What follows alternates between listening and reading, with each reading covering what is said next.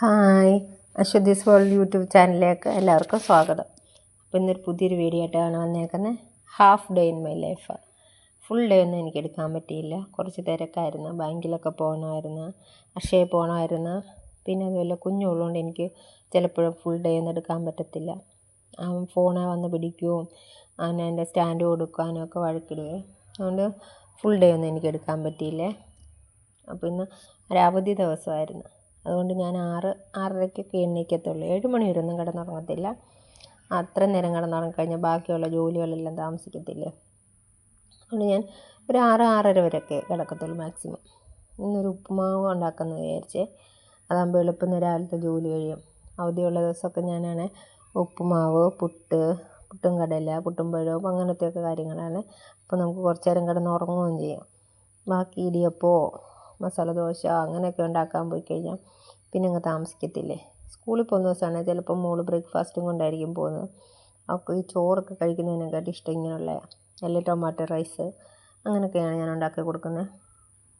രാത്രി കഴുകിവെച്ച പാത്രങ്ങളൊക്കെയായിരുന്നു. രാവിലെ ആകുമ്പോൾ അടുക്കി വെക്കാമെങ്കിൽ വെള്ളവും കാണത്തില്ല, അല്ലെ കബോർഡിനകത്തെല്ലാം വെള്ളം വീഴും.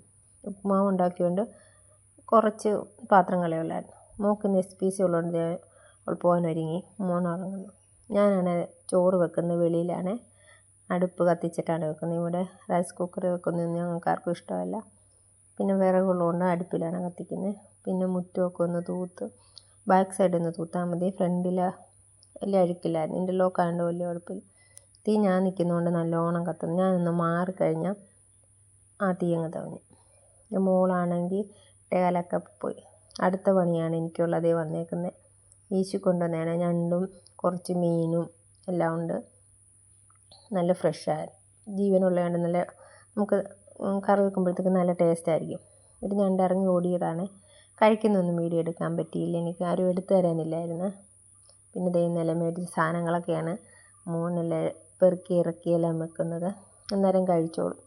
അത് കഴിഞ്ഞ് ഞാനൊന്ന് അക്ഷയയിലും ബാങ്കിലും ഒന്ന് പോയായിരുന്നു. അത് കഴിഞ്ഞ് അതെല്ലാം പോയി കഴിഞ്ഞ് 2 മണി. അവൻ എനിക്കാണെങ്കിൽ ജ്യൂസ് തന്നില്ല. അവൻ ഫുള്ള് കുടിച്ച് പിന്നെ ഞാൻ വേറെ മേടിക്കേണ്ടി വന്നു. അങ്ങനെ ബാങ്കിലുമൊക്കെ പോയി. അതെന്ത് ചിലപ്പം ചേട്ടൻ്റെ ചായക്കട അത്യാവശ്യം ഫേമസ് ആയിട്ടുള്ളൊരു കടയാണ്. ഇവിടെ നല്ല ഫുഡൊക്കെയാണ് അവിടുത്തെ.